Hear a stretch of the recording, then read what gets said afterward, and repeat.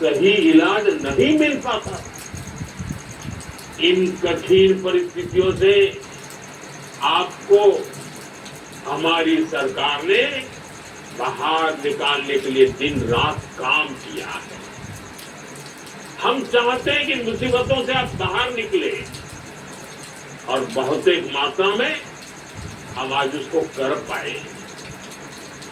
Double engine की सरकार आने के बाद आप तो देखते हैं बिहार में सड़कें बनने लगी।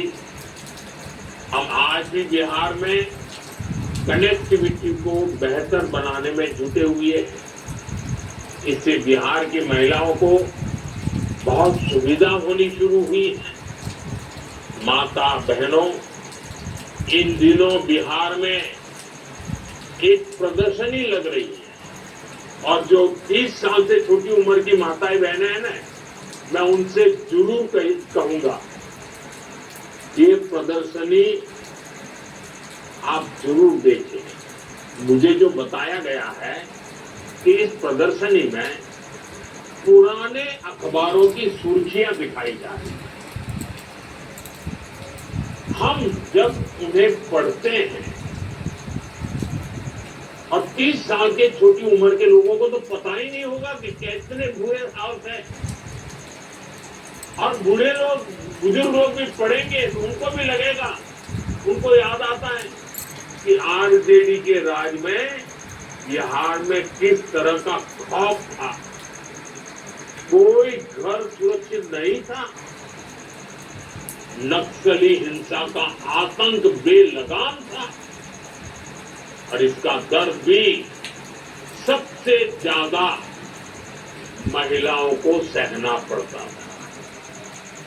गरीब से लेकर डॉक्टर और आईएएस परिवार तक आरजेडी नेताओं के अत्याचार से कोई नहीं बचा था। साथियों, आज जब नीतीश जी के नेतृत्व में कानून का राज लौटा है तो सबसे ज्यादा राहत मेरी माताओं, बहनों, बेटियों ने, महिलाओं ने महसूस की है। आज बिहार की बेटियां बेखौफ होकर घर से निकलती हैं।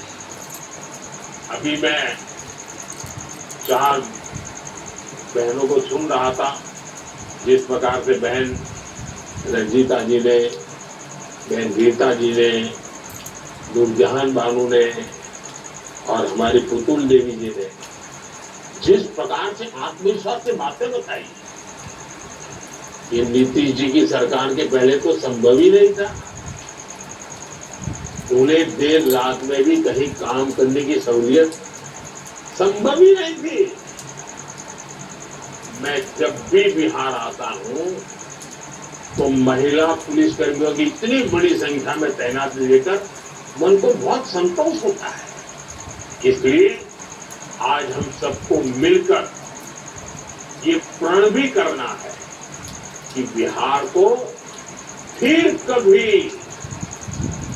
ये मेरे शब्द लिख के रखिए माताएं बहनें, अब बिहार को फिर कभी उस अंधेरे में नहीं जाने देंगे। अपने बच्चों को बर्बाद होने से बचाने का यही रास्ता है। माताओं बहनों, जब कोई सरकार महिलाओं को केंद्र में रखकर कोई नीति बनाती है तो उसका फायदा समाज के हर हिस्से को मिलता है, पूरे परिवार को मिलता है। उदाहरण के लिए उज्ज्वला योजना से कितना बड़ा बदलाव आया है, ये आज पूरी दुनिया देख रही है। एक समय था जब गांव में गैस का कनेक्शन बहुत बड़ा सपना होता था, शहरों में भी यही हाल होता था। मेरी गरीब माताएं, बहनें, बेटियां रसोई में खास कर अपना जीवन गुजार देती थी। फेफड़ों की बीमारी आम थी, आंखों की रोशनी तक चली जाती थी।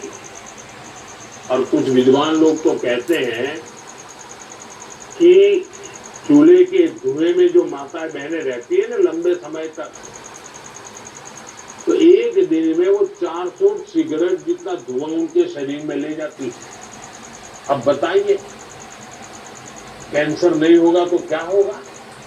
इन सबको बचाने के लिए हम उज्ज्वला योजना लेकर आए, गैस के सिलेंडर घर घर पहुंचाए।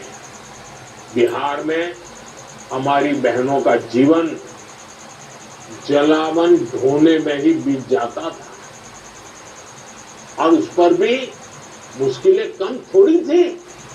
बरसात आए तो गीली लकड़ी नहीं जलती थी, बाढ़ आए तो जलावन ही डूब जाती थी।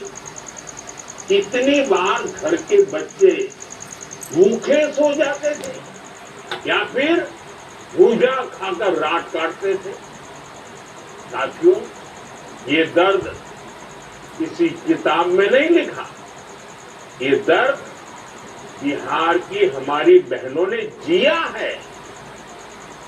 इस मुसीबत से मेरी एक एक बहन गुजरी है, लेकिन जब एनडीए सरकार ने बहनों को केंद्र में रखकर सोचना शुरू किया, योजनाएं बनानी शुरू की, तो तस्वीर भी बदलनी शुरू हो गई।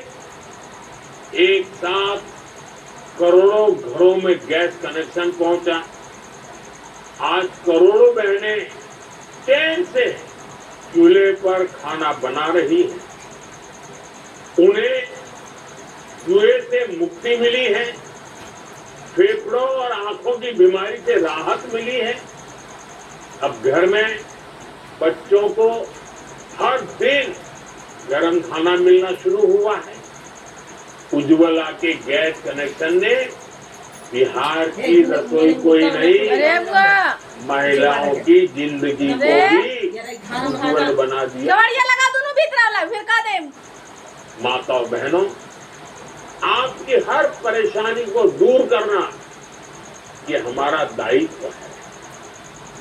हमने कोरोना के कठिन समय में मुफ्त अनाज की योजना शुरू की,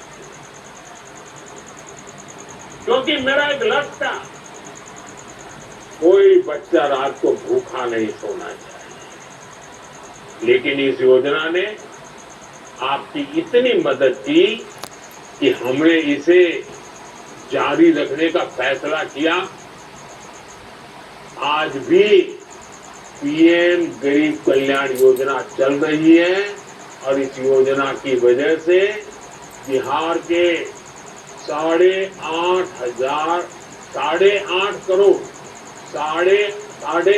करोड़ से ज्यादा जरूरतमंदों को मुफ्त राशन मिल रहा है। इस योजना ने आपकी कितनी बड़ी चिंता कम की है। मैं एक और उदाहरण देता हूं। बिहार के एक बड़े क्षेत्र में उसना चावल पसंद किया जाता है, लेकिन पहले हमारी माताओं बहनों को सरकारी राशन में अरवा चावल दिया जाता था। मजबूरी में माताएं बहनें बाजार में वही अरवा चावल देकर उसके बदले उसना चावल लेती थी। लेकिन बेईमानी देखिए, मुश्किल ये थी कि 20 किलो अरवा चावल के बदले सिर्फ 10 किलो उसना चावल मिला करता था। हमने इस विषय पर भी गंभीरता से विचार किया। अब सरकार ने राशन में उसना चावल भी देना शुरू कर दिया है। मेरी माताओं बहनों, हमारे यहाँ महिलाओं के नाम पर संपत्ति होने की परंपरा भी नहीं रही है। घर हो तो पुरुष के नाम पर दुकान हो, पुरुष के नाम पर जमीन हो, पुरुष के नाम पर गाड़ी हो, पुरुष के नाम पर स्कूटर हो, पुरुष के नाम पर सब कुछ पुरुषों के नाम होता है। लेकिन जब मैंने पीएम आवास योजना शुरू की तो उसमें ये नियम बनाया कि पीएम आवास के घरों की मालकिन मेरी माताएं, बहनें, बेटियां भी होगी। आज बिहार में 50 लाख से ज्यादा पीएम आवास बने।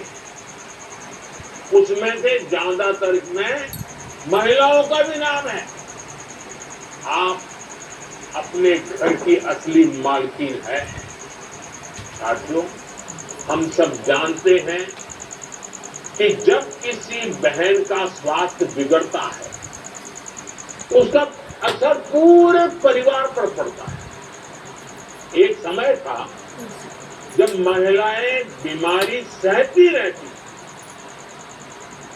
वो परिवार में बताती ही नहीं थी। कितनी ही मुसीबत हो, कितना ही बुखार हो, कितना ही पेट में दर्द होता हो, वो काम करती रहती थी।